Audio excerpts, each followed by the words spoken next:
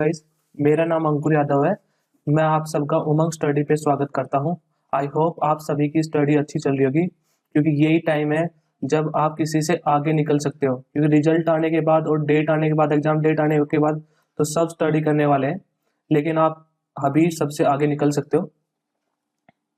तो आज हम देखने वाले हैं जो एनटीपीसी का जो सीबीटी 2 हुआ था 2016 में, तो उसकी शिफ्ट नंबर 17 जनवरी 2017 को जो केसेस हमारी पहली शिफ्ट हुई थी फर्स्ट, उसका हम सॉल्यूशन देखने वाले हैं। ठीक है, उनके प्रीवियस ईयर क्वेश्चन देखने वाले हैं। तो देखो, ऐसा पहले स्टार्ट करने से पहले मैं बता दूं, देखो ऐसे नहीं करने वाले। जैसे कि मान लो मैं क्वेश्चन लेके बताता हूँ। जैसे कि फर्स्ट क्वेश्चन है, तो इसमें क्या दे रखा है, the mean deviation of the data, इस डाटा का मीन डेविएशन निकालना है। ठीक है, तो ये नहीं है कि मैं सीधा बता दूं, जैसे कि भाई मान लो इसका आंसर क्या है, दे ही रखा आंसर तो ग्रीन टिक में, कि की में भी दे रखे आंसर तो कि 18/7 आंसर है इसका। तो ऐसे नहीं करने वाले हैं। ठीक है, हम कैसे करेंगे, डिटेल में करते जाएंगे। जैसे कि मीन डेविएशन आ गया, तो इससे जैसे स्टैटिस्टिक्स के जो हमारे इंपॉर्टेंट चीजें हैं, जो हमारे क्वेश्चन में रिपीट होती हैं, बार बार किसी क्वेश्चन आते रहते हैं, जैसे एसएससी का कोई एग्जाम हो, एनटीपीसी का कोई एग्जाम हो, या जो भी है, वो जो हमारे लिए बहुत इंपॉर्टेंट है। जैसे स्टैटिस्टिक्स में आपको पता है अब क्या क्या इंपॉर्टेंट है, जैसे मीन है, मोड है, ठीक है, ऐसे ही कैसे मीडियन है। तो ये सब कुछ देखते चलेंगे एक एक करके। ठीक है, और फिर उसके बाद ये क्वेश्चन सोल्व करेंगे, क्योंकि ये तो पेपर में आना नहीं है, या ये आ गया तो आप वैसे ही कर लोगे, पर इसके आसपास की चीजें आने की चांसेस है ना, क्योंकि ये टॉपिक तो इम्पोर्टेंट है हमारा। ठीक है, तो उसके आसपास का सब कुछ एकदम डिटेल में करते जाएंगे, और जिससे आपका अच्छा रिवीजन हो जाएगा, और आपकी कोई भी कमी रह रखी होगी तैयारी में तो वो एकदम अच्छी हो जाएगी। ठीक है, तो अब हम स्टार्ट करते हैं पहले ही क्वेश्चन से। ठीक है, देखो, हम्म, देखो, तो अब देखते हैं स्टैटिस्टिक्स में मैंने बताया अभी, जैसे कि हमें क्या क्या आना चाहिए स्टैटिस्टिक्स में। एक तो हमें पता चलना चाहिए कि मीन कैसे निकालते हैं, फिर क्या कहते हैं, मीडियन कैसे निकालते हैं, थर्ड कौन सा, मोड। ठीक है, फिर उसके बाद आएंगे हम मीन डेविएशन पे कि क्वेश्चन कैसे सोल्व होगा।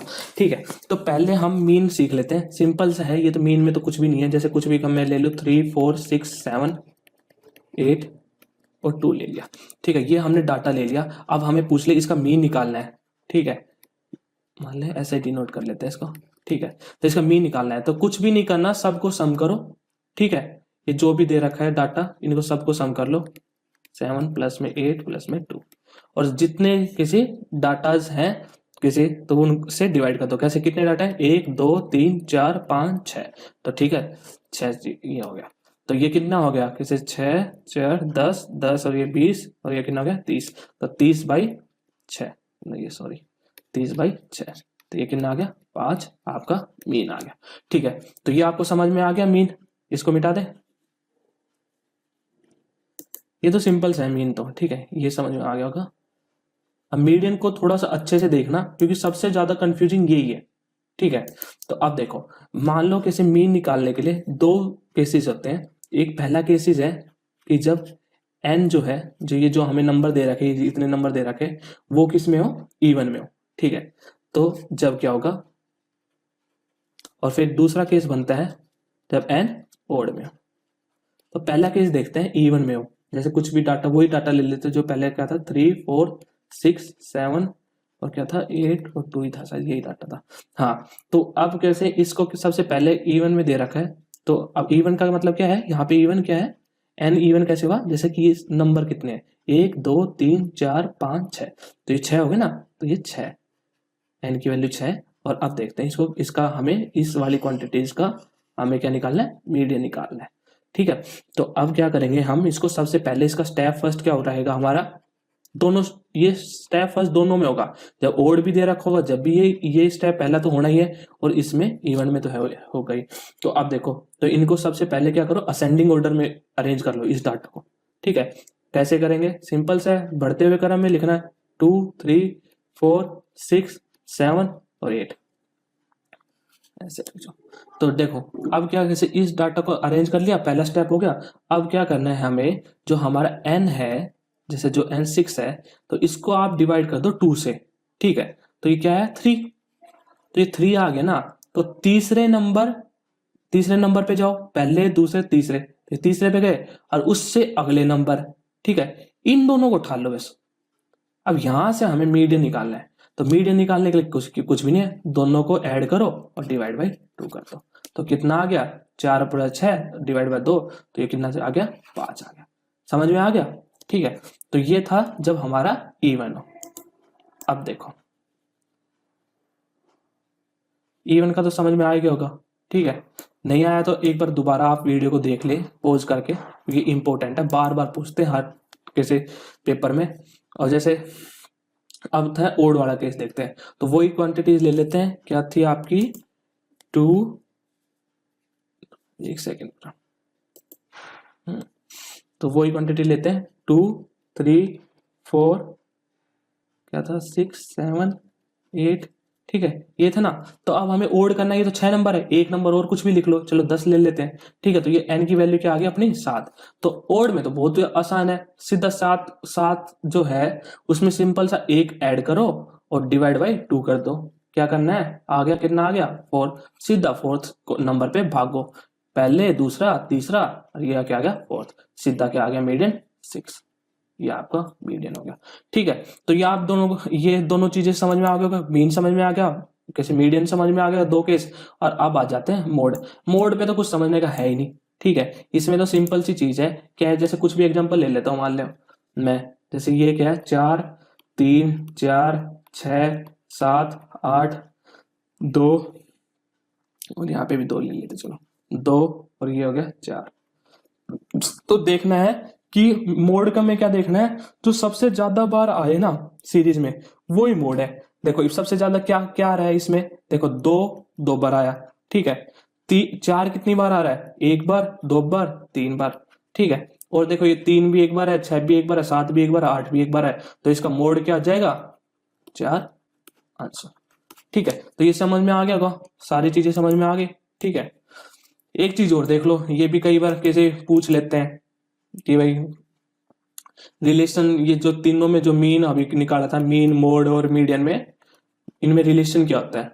तो अगर मतलब कोई भी दो चीज दे रखी हो, तीसरा पूछ ले तो इनका रिलेशन क्या होता है, ठीक है। तो अब देखो इनका जो रिलेशन, आपस में जो रिलेशन होता है वो क्या होता है, मोड इक्वल टू, ये लिख लेना, ये भी इंपॉर्टेंट है, मीडियन -2 इंटू मीन, ठीक है।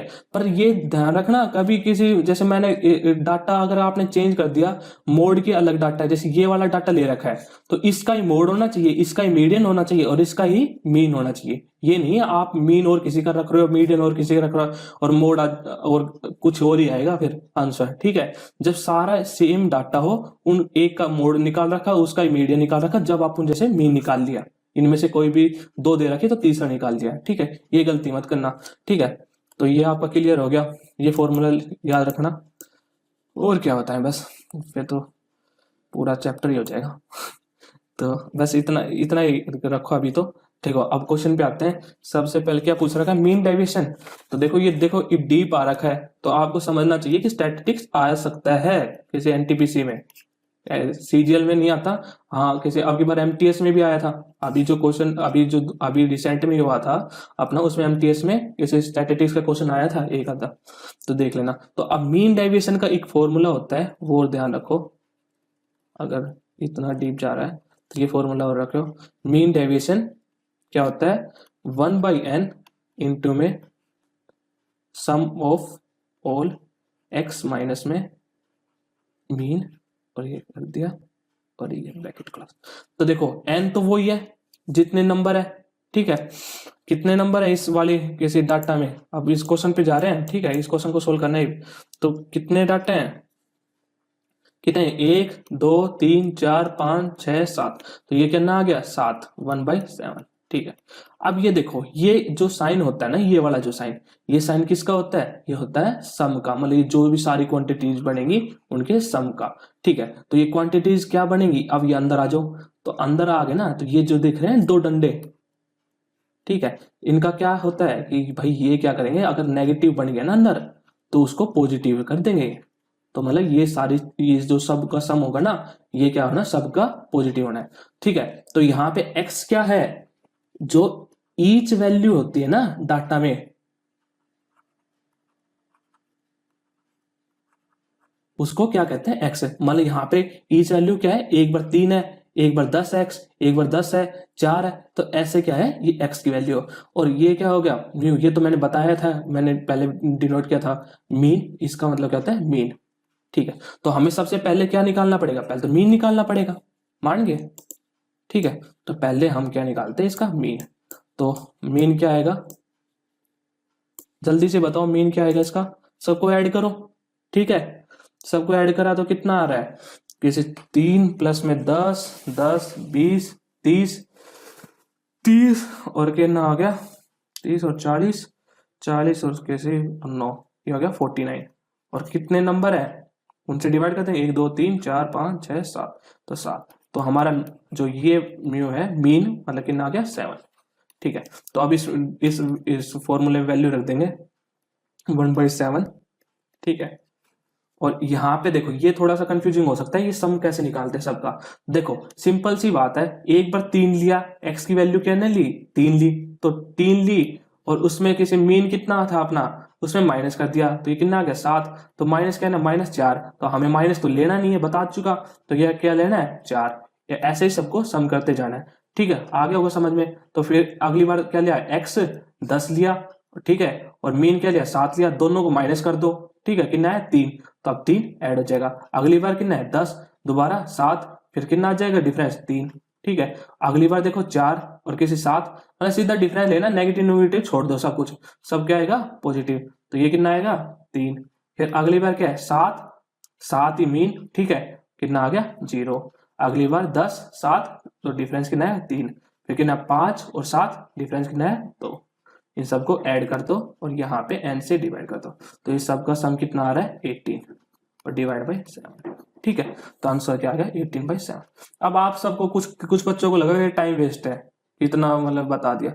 अरे भाई अगली बार किसी मीन डेविएशन ही थोड़ी आएगा, अब मोड भी तो आ सकता है, ठीक है, मीडियन भी तो आ सकता है, अब कैसे छोड़ोगे बताओ। ठीक है, तो डिटेल में करते जाएंगे, एक क्वेश्चन करेंगे 10 क्वेश्चन करेंगे, पर हाँ ये है कि आगे हर पेपर में काम आए, वो टॉपिक क्लियर हो जाए आपका। ठीक है, अगला देखो, अगर किसी को नोट्स बनाने तो नोट्स बना लो। अब देखो इसमें पूछ रखा है, ये साइज सही करा, देखो अब इसमें देखो ये क्या दे रखा है, optical fibre on the principle of, ठीक है, किस सिद्धांत पर ऑप्टिकल फाइबर काम करता है। तो ये तो आंसर दिख रहा है आपको, क्या आता है टोटल इंटरनल रिफ्लेक्शन। देखो ऑप्टिकल फाइबर कैसे होता है, ये कांच की ग्लास ट्यूब सी होती है। ठीक है, तो आपको पता होगा जैसे एयरटेल वगैरह और ये जो वाईफाई वगैरह जो स्टार्ट हो रखे हैं ऑप्टिकल फाइबर पे काम करते हैं। ठीक है, तो उनके नाम के पीछे ऑप्टिकल फाइबर, कैसे फाइबर वाला जो वाईफाई वगैरह आने लग गया आजकल। ठीक है, तो वो ऐसे काम करता है, जैसे मान ले कोई भी रेज है उन्होंने छोड़ा, ठीक है, तो वो ऐसे टकराएगी कांच के, ऐसे टकराएगी, ऐसे टकराएगी, ऐसे टकराएगी, ऐसे मतलब जैसे करंट बिजली के तार में तो सिंपल वो कैसे चार्ज मूव होते हैं, और इसमें क्या होता है टकरा के आगे मूव होता है। पर इसमें क्या होता है, इसमें लगभग सा 0 लॉस होता है एनर्जी का। ठीक है, इसलिए हमें स्पीड भी अच्छी मिल जाती है, क्वालिटी भी अच्छी मिल जाती है, और हमारी जो हमारी रेज वगैरह है इसका एनर्जी भी लॉस नहीं होती। ठीक है, तो ये तो आपको समझ में आ गया ऑप्टिकल फाइबर कैसी होती है। ठीक है, अब आ जाओ इस पे। अब ये चीजें देखो सारी कितनी इंपॉर्टेंट है, कभी डिफ्यूजन आ जाता है, कभी रिफ्रैक्शन आ जाता है, स्कैटरिंग आ जाता है, तो इन सब को क्लियर करके जाएंगे आज कैसे क्या है। इस टॉपिक से अगर कोई क्वेश्चन आ गया तो कोई क्वेश्चन हमारा छूटना नहीं चाहिए, एक भी क्वेश्चन। ठीक है, तो अब सबसे पहले डिफ्यूजन देख लेते हैं। डिफ्यूजन या टोटल इंटरनल रिफ्लेक्शन बताऊं, चल डिफ्यूजन देखो ये छोटा सा है। ठीक है, तो डिफ्यूजन में क्या होता है, डिफ्यूजन कुछ भी नहीं है, सिंपल सी बात है। डिफ्यूजन में मान लो ये जो ग्लास है, तो यहाँ पे मैं अगर छेद कर दूं, ये पानी का भरा हुआ है। ठीक है, तो इसमें से अगर किसी इस साइड खाली पड़ा है, कुछ भी मतलब कुछ भी खाली है, तो पानी की जो यहाँ पे वाला पानी सारा इस साइड चल जाता है। तो क्या होता है डिफ्यूजन क्या कहता है, movement of higher concentration to lower concentration, मतलब यहाँ पे ज्यादा पानी था, कंसंट्रेशन ज्यादा थी, तो ये किसी जहाँ पे कम था उस साइड मूव कर गया, तो ये हो गया डिफ्यूजन। ठीक है, एक वर्ड और होता है, जैसे कि आप बताइए डिफ्यूजन जैसा एक और वर्ड होता है कैसे, जो काफी यूज होता है, जैसे ये स्कैटरिंग और कैसे रिफ्रैक्शन और रिफ्लेक्शन इसमें होता है, वो क्या होता है डिफ्रैक्शन। ठीक है, डिफ्रैक्शन। ठीक है, तो डिफ्रैक्शन क्या होता है, मान लो कि एक ऑब्स्टेकल है कुछ भी, ठीक है, तो यहाँ पे हम स्क्रीन मान लेते हैं। ठीक है, तो जो मान लो हमने कोई रेज छोड़ी कोई भी, एक्सरे या लाइट रेस वगैरह छोटी, तो वो क्या करेगी, इस यहाँ तक तो रुक जाएगी इस ऑब्स्टेकल से, तो यहाँ पे तो स्क्रीन पे अंधेरा आ जाएगा, पर क्या होगा, जो किनारे से जो टकराएगी ना, वो क्या होगी, थोड़ी सी बैंड हो जाती है। ठीक है, तो डिफ्रैक्शन कुछ भी नहीं होता, किसी ऑब्स्टेकल के जो किनारे से किसी टकरा के जो बैंड हो जाए, उसी को क्या कहते हैं, डिफ्रैक्शन कहते हैं। समझ में आ गया, डिफ्रैक्शन भी क्लियर हो गया। ठीक है, अब बताओ और क्या रह गया अपना। अब आ जाओ रिफ्लेक्शन और रिफ्रैक्शन पे। देखो मैं ये ऐसे ही क्लियर करता हूं इसको, अब तीनों चीजों को एक साथ देखता हूं। देखो ये है, मान लो कोई भी एक प्लेन है, ठीक है, चलो ये मान लो किसी सारा एक साथ ही कर देते हैं। ये कोई वाटर है, ये पूरा टॉपिक क्लियर हो जाएगा आपका। ये वाटर है, ये एयर है, कुछ अगर कोई कहना चाहिए किसी डेंसर है, ये रेयर है। ठीक है, ठीक है, तो ये क्या हो गया, किसी वाटर हो गया और ये एयर हो गया। तो और ये हमारा ये प्लेन है। ठीक है, मान लो यहां से वाटर से हम कोई नीचे से कोई रेज छोड़ते हैं, ठीक है, तो ऐसे जाएगी टकरा के। ठीक है, और यहां से टकरा के ये मान लो हमने नॉर्मल खींच लिया वैसे ही एंगल देखने के लिए, इसका ऐसे कर लो।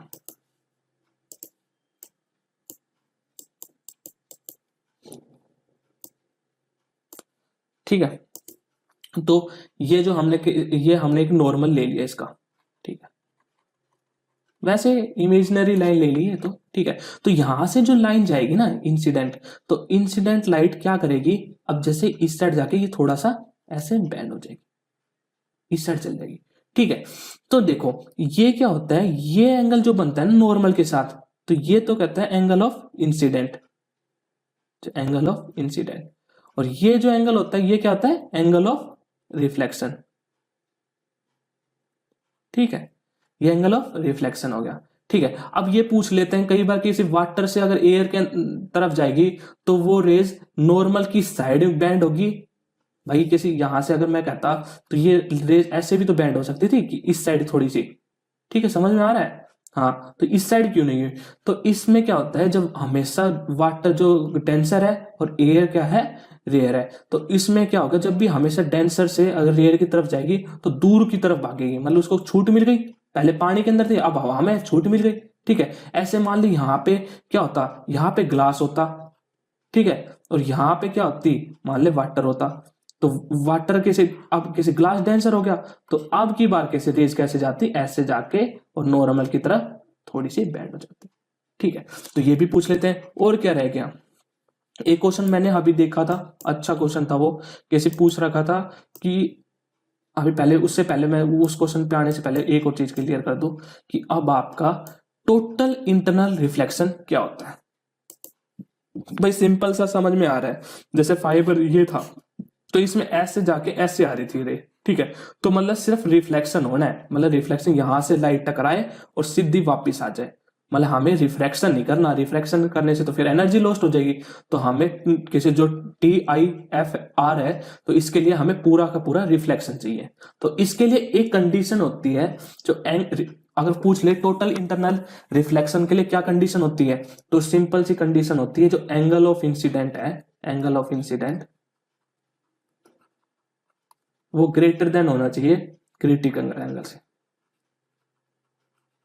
ठीक है, अब एंगल ऑफ इंसिडेंट क्या है, ये बता ही चुका, ये एंगल ऑफ इंसिडेंट है। अब किसी क्रिटिकल एंगल क्या होगा, अब क्रिटिकल एंगल क्या होता है, जब सिंपल सा याद रखो, जब क्रिटिकल एंगल क्या होगा, जब जो रिफ्लेक्शन है वो 90 डिग्री का हो। समझ रहे, जो रिफ्लेक्शन है वो क्या हो, 90 डिग्री बनाए।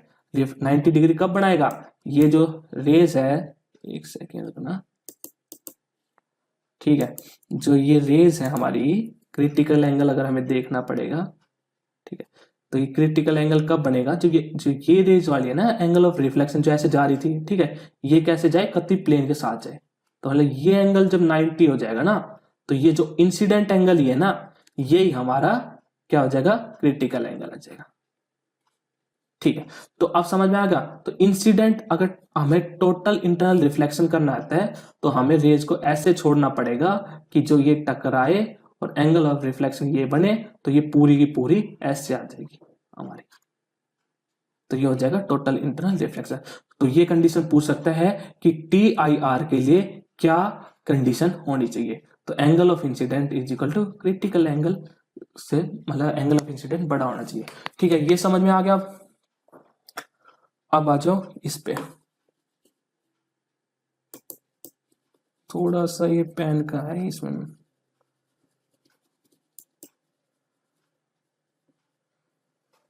देखो अब जल्दी से करते हैं।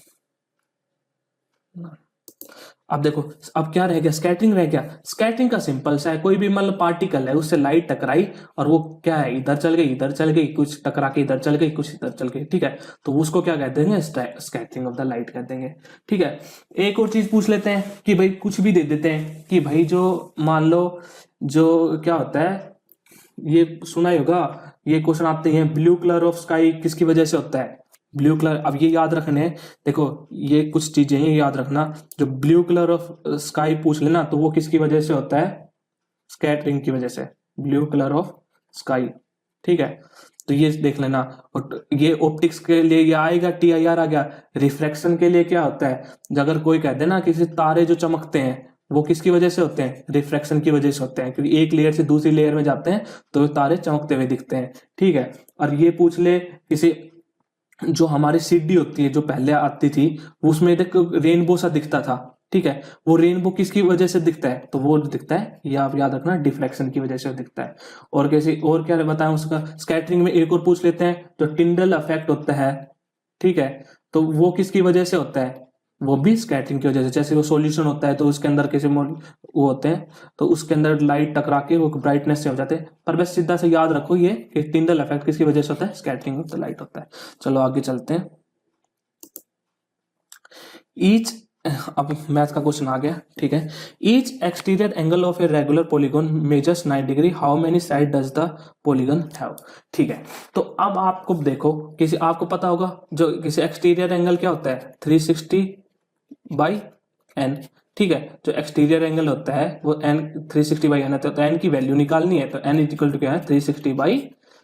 तो ये कितना आ गया, 40। ठीक है, अब ये भी पूछ सकता है कि किसी, कोई मान लो किसी, अब की बार तो एक्सटीरियर एंगल दे दिया, तो कोई इंटीरियर एंगल भी दे सकता है। तो इंटीरियर एंगल देगा, तो इंटीरियर एंगल और एक्सटीरियर एंगल में रिलेशन क्या होता है, जैसे मान लो ये इंटीरियर एंगल है। ठीक है, तो एक्सटीरियर एंगल ये है, तो ये क्या होता है, 180 होता है। तो सिंपल से है, वहीं से निकाल लो। जैसे 60 दे रखा है कैसे, इंटरनल एंगल, तो उससे कैसे आप निकाल सकते हैं, 180 में से घटा दो 60, तो ये क्या आ जाएगा, एक्सटर्नल एंगल 120। तो 120 को इस वाले फॉर्मूले पुट कर दो, मतलब अगर एक ही फॉर्मूला रखना चाहते हो तो। ठीक है, अगर दूसरा फॉर्मूला भी रखना, मतलब आपको दूसरा भी याद रखना है, तो कैसे, इंटरनल एंगल का स्पेशल फॉर्मूला होता है। इंटरनल एंगल का स्पेशल फॉर्मूला क्या होता है, internal angle is equal to n minus में 2/n इज इक्वल टू 180।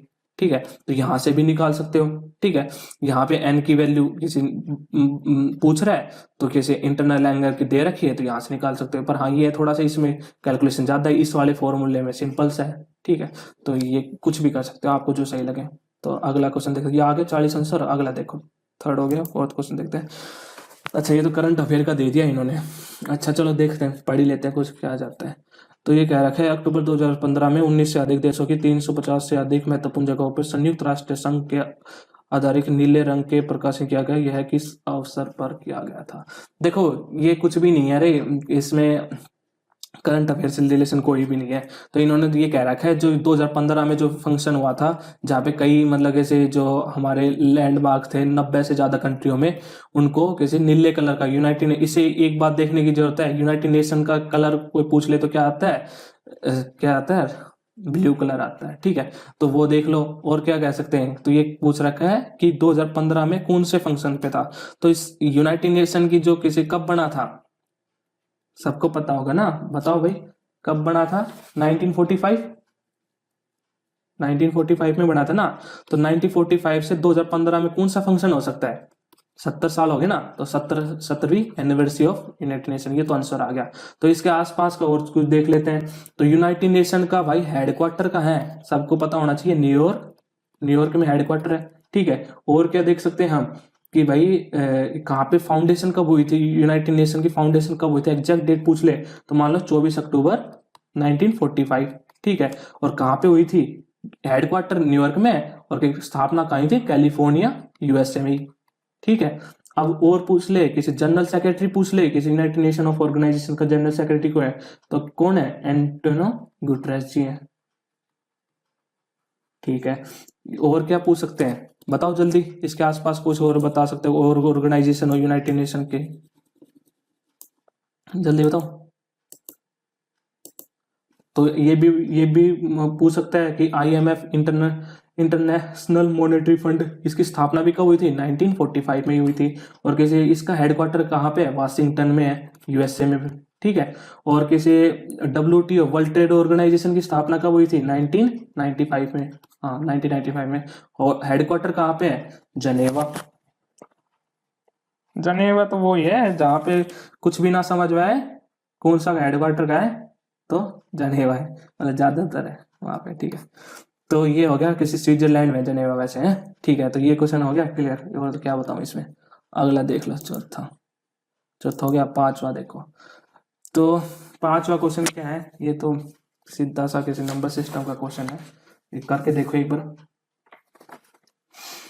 चलो ठीक है, तो अब देखते हैं इसमें क्या कहते हैं, असेंडिंग ऑर्डर में बताना है कि मतलब सबसे पहले छोटा फिर उससे बड़ा फिर उससे बड़ा। ठीक है, तो सबसे पहले इन तीनों को पहले यहाँ पे उठाते हैं, ये तीनों में क्या है। तो 1/3 कितना हो गया? 0.333। ठीक है, ये आ गया। तो ये कैसे 0.33 से, तो ये ही बड़ा है। ठीक है, 1/3। और ये क्या कितना होता है? 4/15 कितना हो गया? 4/15 कितना हो गया भाई? ये कितना होगा? चार, चार दुनिया 8, और कैसे इसमें कितना होगा? चार, 40 ले लिया तो 15, तो 0.266। हाँ, तो ये कितना आ गया? 0.266।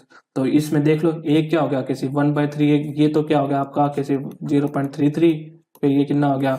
0.3 दे ही रखा है, और ये कितना हो गया? 2.3। तो इसमें सबसे बड़ा कौन सा हो गया आपका? 1/3। फिर उससे पहले ये, और फिर उसके बाद ये। अगला देख लो question. Pointing to a man photography, Anita said his mother's only daughter is my mother's. How is Anita related to the man?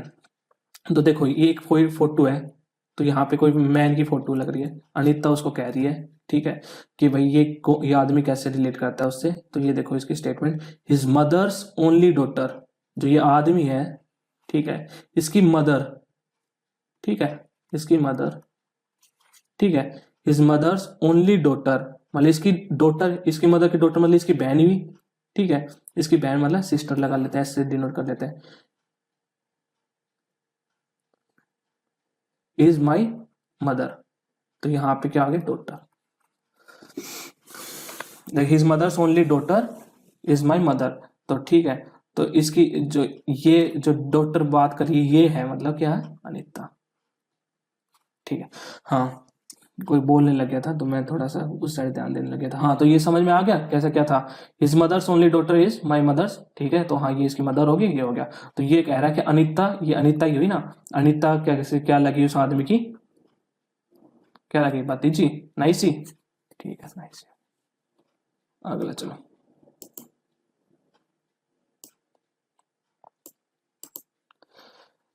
ये तो सिंपल सा है, which of the following is equivalent to 0.56।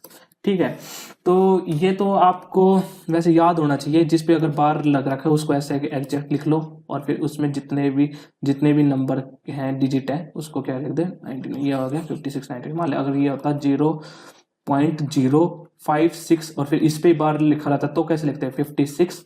तो ये जितनों पे बार है उनको 99, और ये जीरो, एक जिस पे बार नहीं है उसकी जगह लिख देते 0। और वैसे अगर सॉल्यूशन देखना हो तो देखो ऐसे लिखो, x इज इक्वल टू 0.56। तो इस बार का मतलब यही तो है, 5656 बार बार रिपीट हो रहा है, तो 565656। ठीक है, तो ऐसे रिपीट हो रहा है। अब इसको ये हो गया, इसको अगर 100 से मल्टीप्लाई कर दो x को, तो क्या गया? 56 अंदर आ गया, पॉइंट की साइड आ गया, और वो सारा क्या हो गया? 56 56 56। अब इन दोनों को आपस में, ये इक्वेशन फर्स्ट और ये इक्वेशन सेकंड, इन दोनों को आपस में घटा दो, तो ये कितना आ गया? 99 x इस साइड, और इस साइड कितना आ गया? ये सारा ये वाला अड़ंगा तो आपस में कट गया, तो कितना बचा? 56। तो x की वैल्यू कितनी आ गई? 56/99। ठीक है, अगला क्वेश्चन 7 हो गया। 8 देखो। तो भाई ये क्वेश्चन आ रखा है, नीचे दे रखा है, all the kings are beautiful, और ठीक है, ठीक है ठीक है। तो ये क्या ये क्या आ गया, सिलोजिज्म का क्वेश्चन आ गया, रीजनिंग का क्वेश्चन। सम स्टेटमेंट क्या है, सम किंग्स आर क्वीन, तो ये हमारे किंग हो गए सम, और ये क्या हो गया, सम क्वीन हो गए। तो इन क्वेश्चन में सबको पता होगा ओवरलैपिंग कम से कम करना है, ऐसे नहीं है सम के अंदर ही घुसा दिया क्वीन को, ठीक है। ओवरलैपिंग तो बहुत पूरा ले दिया, तो जितनी कम हो सके ना, जितना कह रखा उतने काम करो, ये नहीं एक्स्ट्रा कर रहे हो, ठीक है। एक्स्ट्रा करने का कुछ नहीं मिलता यहाँ पे, ठीक है। All queens are beautiful, all queens जो सारी क्वींस है ये सारी क्या है, ब्यूटीफुल है, ब्यूटीफुल, ठीक है। तो अब ये देख लिया ना कि अब ये नहीं है कि ऑल क्वींस आर ब्यूटीफुल है तो मैं इस सारे को किंग्स को भी इसमें ब्यूटीफुल बना दिया, नहीं, हमें क्वींस को ब्यूटीफुल रखना है, ऐसा नहीं है कि किंग को ब्यूटीफुल कर दिया, ठीक है। तो मतलब कम से कम ओवरलैपिंग हो भाई, इनको तो लेना ही पड़ेगा क्वीन को सबको, पर इनको नहीं लेना, ठीक है। अब आ जाओ कंक्लूजन पे, कंक्लूजन क्या करा है, ऑल किंग्स आर ब्यूटीफुल, नहीं भाई, कुछ किया हमारे जो ये पार्ट बच गया किंग का, ये वाला पार्ट, ये तो ब्यूटीफुल नहीं है, ठीक है। तो ये पहली स्टेटमेंट तो क्या हो गई, गलत होगी, फाल्स होगी, ठीक है, ये फाल्स होगी। दूसरा क्या है, all kings are, all queens are king, भाई सारे किंग और सारे क्वींस तो नहीं है भाई, अलग अलग है ना, ये है कुछ तो, ये बचे रखे हैं, ठीक है। तो ये भी फॉल्स होगी। तो पहला कंक्लूजन गलत, कैसे दोनों सही नहीं है, नाइदर वन नाइदर, तो ये तो सही हो सकता है, पर एक बार ये देख लिया करो, जब दोनों फॉल्स हो ना, दोनों फॉल्स हो कंडीशन में, तो देख लिया करो आइदर और का केस बन रहेगा। तो और आइदर और के लिए सिंपल सा देखो कि पहले बात चलिए किंग और ब्यूटीफुल की, पहले कंक्लूजन में, दूसरे में भी यही बात चलनी चाहिए, किंग और यहाँ पे अगर ब्यूटीफुल होता ना तो हाँ, और दोनों स्टेटमेंट फॉल्स होती तो हम आइदर और पे मारते टिक, पर अब यहाँ पे कुछ अलग अलग की बात चल रही तो आइदर और नहीं होगा, सीधा दोनों क्या हो गया, नाइदर कंक्लूजन 1 और नाइदर कंक्लूजन 2। अच्छा जी, अब हो गया 8th, ये हो गया था। अब आगे चलते हैं 9th क्वेश्चन, समझ में आ रहा है ना, ठीक है। थोड़ा सा डिटेल हो गया पर किसी समझ में आना चाहिए, यही है भाई, डिटेल में करोगे जब भी आगे नंबर बढ़ेंगे किताबों में। अगला क्वेश्चन देखो, ये देखो, द पर्स, ये क्या है, डीआई का क्वेश्चन आ गया, ठीक है। तो क्या क्या कह रखा है, the percentage increase in the sales in 2003 over the previous year was the maximum for which type of the vehicle, ठीक है। तो जो जो 2003 की सेल की बात कर रहा है, ये प्रीवियस ईयर का है, ठीक है। तो ये 2003 से दो, मतलब प्रीवियस ईयर कौन सा हो गया, 2002, ठीक है। सबसे ज्यादा इंक्रीज किस ईयर आया, ठीक है। तो भाई इंक्रीज कितना हुआ, पहले 2002 से 2003 में टाइप 1 के में जो हमारा था उसमें इंक्रीज सबसे ज्यादा किस में आया वो देखना है। टाइप 1 के व्हीकल में कितना इंक्रीज आया, 8 9 गुणा में 100, तो इतने परसेंट का इंक्रीज आया समझ में। अगला देखो,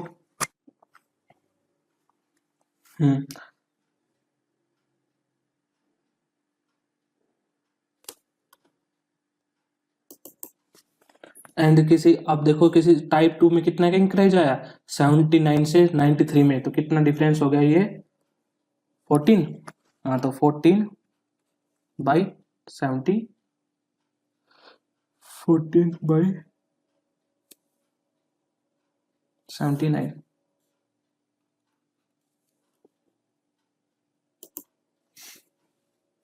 तो क्या आ गया, 14/79 आ गया, ठीक है। अगला देखो कितना, कंपेयर करना था 100 तो अपन को लिखने की जरूरत ही नहीं है, ठीक है। अगला देखो, अगला कितना आ गया, जैसे 248 से 280 हुआ है, ठीक है, 248 से 280 हुआ है, तो 248 से 280 कितना आ गया, 32 का डिफरेंस आ गया, हाँ 32 का डिफरेंस आ गया ना, 50 और कैसे, हाँ 80, ठीक है, 32 का डिफरेंस आ गया, और इसके बाद कैसे 240 वही हो गया। तो उसके बाद अगले वाले पे कितना गया, 31 का डिफरेंस आ गया, और कितने से देखना कंपेयर करके, 210 से इंक्रीज हुआ है, ठीक है। अगले में कितना आ गया, 7 का डिफरेंस आ गया ना, 404 से 411 हो गया, तो 7 का आ गया 404 पे देखना है।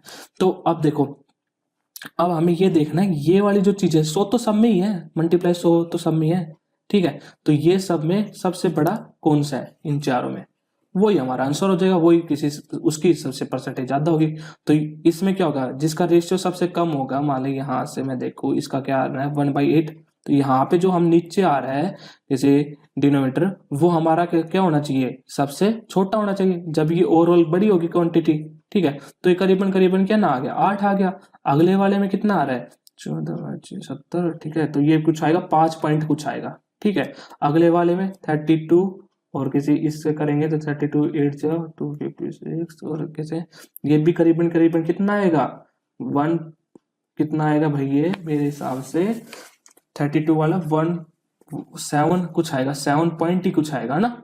ठीक है, तो अभी तक तो यही जीत रहा है। अगला देखते हैं तो इसमें क्या आएगा 31/7 जा 7 से तो 27 और 3 7 ठीक है। हाँ ये भी किसी 1.6 कुछ आएगा। ठीक है, और इसके बाद ये तो छोड़ ही दो, ये तो बहुत ही छोटा हो जाएगा। तो सब में क्या है नीचे सबसे नीचे यही है 5 पॉइंट कुछ ही आएगा, तो सबसे छोटा यही होगा। तो मतलब ये नीचे छोटा है तो ओवरऑल ये सबसे बड़ा होगा। तो टाइप क्या हो गया 2 आ गया आंसर। नेक्स्ट क्वेश्चन देखते हैं। तो अब इसमें क्या कर रखा है in which of the following years was the sales of the type second vehicle. ठीक है, जो सेकंड टाइप की व्हीकल है वो अप्रोक्सीमेटली 25% होनी चाहिए किसी टाइप 5 की। देखो ये कह रखा है कि ये जो टाइप 2 है ना ये इसका टाइप 4 का 25% होना चाहिए अप्रोक्सीमेटली। तो मतलब 25% क्या हो गया 1/25% 1/4 ही तो होता है रेशियो देखा जाए तो मतलब इसका 4 गुना करें तो ये आना चाहिए। आ गया समझ में, सिंपल सी बात है क्या। इस ये नहीं करना कि 340 का आप कैसे 25% निकाल रहे हो तो भाई फिर वो 2 ही क्वेश्चन सॉल्व होंगे। ठीक है, तो इसका क्या करते हैं सीधा 4 से मल्टीप्लाई करें तो ये आना चाहिए। तो अब सिंपल सा करके देखो 4 से मल्टीप्लाई करके ये कितना आ रहा है जल्दी जल्दी देखो एक बार खुद से ही देखो ये। ठीक है, तो ये कितना आया करीबन करीबन 4 से 624 और ये 16 ये तो नहीं आएगा, फर्स्ट भी नहीं आएगा। ये कितना आएगा 240 के करीब आएगा। ये कितना आएगा 80 मान लो इसको करीबन, तो ये 32 320 के करीब ही आएगा, छोटा आएगा उससे भी। ठीक है, इसमें देखो इसको 4 से करोगे तो ये कितना 36 360 प्लस में 12 तो 372 के करीब ही आएगा ये। ठीक है, ये भी नहीं होगा। इसको मल्टीप्लाई करो तो ये कितना आएगा 448। तो मतलब आ तो कोई सा भी नहीं रहा एग्जैक्ट 25%, तो सबसे पास यही आ रहा है और लिख भी क्या रखा है अप्रोक्सीमेटली। तो क्या आ जाएगा 2004 आंसर आ जाएगा, मतलब लास्ट वाले साल में 4 गुना है। अगला देखते हैं question. The number of type 1 vehicle sold in 2003। ठीक है, जो 2003 में टाइप 1 व्हीकल है ये वाला 81, what percentage of the total number of vehicle sold in 2002। तो ये जो 81 है ये इन सब के सम का कितना परसेंट है। ठीक है, तो कर लो भाई कैलकुलेशन है ये तो सिंपल सी 72 79 248 किसी 210 और ये कितना आ गया 404।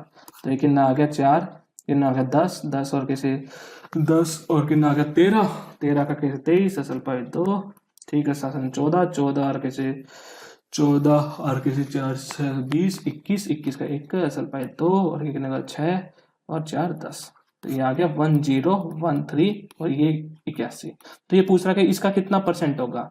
ठीक है, तो थोड़ा हिंट एंड ट्रायल मार के देख लो कि एक देखो एक 10% तो कितना हो गया इसका, इसका 10% तो 100 करे करीब चल गया। तो ये तो 81 तो कैसे नहीं हो सकता, तो इसके पास पूछना है इसके इस क्वांटिटी के कितने पास पूछ सकते हो। तो अब देखो इसका 1% कितना होगा करीबन 1% कितना 1.013। ठीक है, तो करीबन करीबन 8% के करीब ही होगा भाई, 8 से भी कम ही होगा ना 7% पे ही हो जाएगा ना क्योंकि ये भी तो क्वांटिटी है। तो 7 पॉइंट कुछ होगा तो क्या आ जाएगा, तो उससे नीचे तो है ही वैसे 8 ही है, तो ये 8 के आंसर आ जाएगा। 9% करोगे तो 9 के करीब चल जाएगा, हमें तो 81 के करीब लाना है ना। तो 81 के करीब ऐसे ही आएगा ना 1% कितना हो गया इसका 10 हो जाएगा। हाँ 10 होगा, तो 10 का किसी अगर 8 से मल्टीप्लाई कर देगा तो बस 81 नहीं हो जाएगा। ठीक है, अगले चलो नेक्स्ट क्वेश्चन देखते हैं। ये पूछ रहा था द इन्वायरमेंट प्रोटेक्शन जो एक्ट है वो कब इनेक्ट किया गया था। ठीक है, तो कब इनेक्ट किया गया था एग्जैक्ट डेट बताएं तो कब एक्ट किया गया था। वो किया गया था 19 नवंबर 1986। तो आंसर क्या आ जाएगा, मतलब हमें ईयर याद होना चाहिए मेनली, तो डेट तो कितनों की याद करोगे जो बहुत ज़्यादा इंपॉर्टेंट होते हैं जैसे जलियांवाला बाग हत्याकांड उसमें हो गया, तो ऐसे हो गए तो डेट तो याद रखनी चाहिए। और इनका तो इनमें तो ईयर भी रखोगे ना एक्ट में तो भी काम चल जाता है। तो और देख लो इंडियन जो wild life wild life protection जो एक्ट आया था वो कब आया था? 1972 में। अब पूछ ले टाइगर प्रोटेक्शन एक्ट कब आया था? वो कब आया था? 1973 में। ठीक है, और क्या कर सकते हैं इसमें? ठीक है, अब मेरे को एक चीज और याद आ रही है, 1986, ऐसी ऐसी एक डेट याद आती है, 1896। ठीक है, इस ईयर क्या हुआ था, जो इंडियन नेशनल कांग्रेस थी, उसका जो सेशन होता था ना, उसमें रविंद्रनाथ टैगोर जी ने, ये ध्यान से सुनना, इसमें लोग कंफ्यूज रहते हैं, और ये आया हुआ भी क्वेश्चन है, सीपीओ में आया हुआ था ये क्वेश्चन। तो उसमें क्या था कि जो रविंद्रनाथ टैगोर जी है ना, उन्होंने नेशनल सॉन्ग गाया था। देखो, नेशनल सॉन्ग की बात कर रहा हूँ, नेशनल एंथम की बात नहीं कर रहा। देखो, आज दोनों चीज क्लियर कर देता हूँ। देखो, नेशनल नेशनल जो एंथम है, ठीक है, और ये है नेशनल सॉन्ग। ठीक है, देख लेना, ये पूरा नहीं देखा समझ जाना। इसको क्लीन कर दूं, तो समझ में आ गया ना? ठीक है, तो अब देखो जल्दी से, तो जो नेशनल एंथम है जो हमारा, वो किसने किसने लिखा था? वो लिखा गया था रविंद्रनाथ टैगोर जी ने।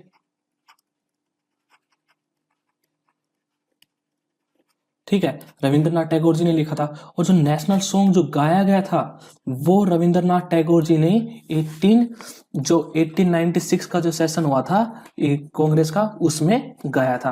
तो रविंद्रनाथ टैगोर जी का दोनों में नाम आता है। और देख लो, नेशनल एंथम में जो एक ये बच्चे इसमें ही कंफ्यूज रहते हैं, कौन सा नेशनल एंथम कौन सा नेशनल सॉन्ग है। जो जन गण मन अधिनायक जो हमारा है, वो क्या है, हमारा नेशनल एंथम है। और नेशनल सॉन्ग कौन सा है? वंदे मातरम। ठीक है, अब और क्या देख सकते हैं, जो रविंद्रनाथ टैगोर जी ने जो कैसे लिखा था नेशनल एंथम, वो तो बंगाली में लिखा था, समझ रहे हो ना? और जो इसको हिंदी में ट्रांसलेट किसने किया था, ये इंपॉर्टेंट है, ये भी डीप अगर कोई पूछ लेता है तो ये आ जाता है, अबीद अली जी ने, इन्होंने नेशनल एंथम को हिंदी में कन्वर्ट किया था।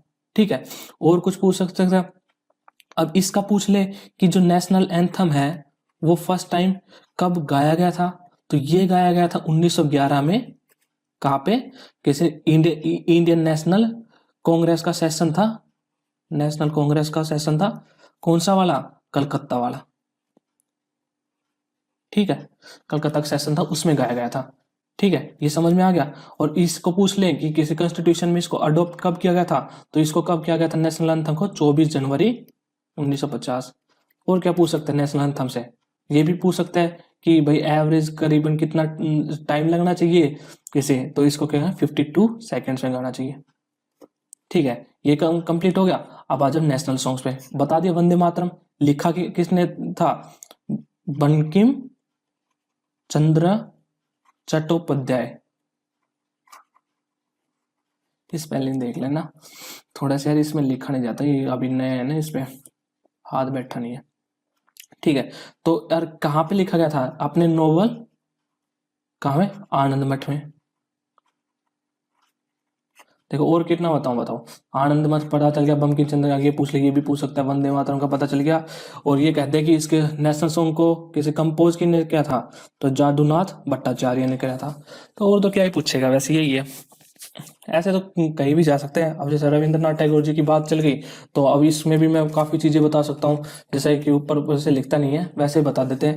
तो इन्होंने ही राखी जो त्योहार आपका, वो किसी पार्टीशन ऑफ बंगाल जब हो रहा था, उस टाइम में राखी त्योहार स्टार्ट किया गया था, ताकि लोग एक साथ यूनाइटेड हों। इनको 1913 में गीतांजलि के लिए नोबेल प्राइज दिया गया था।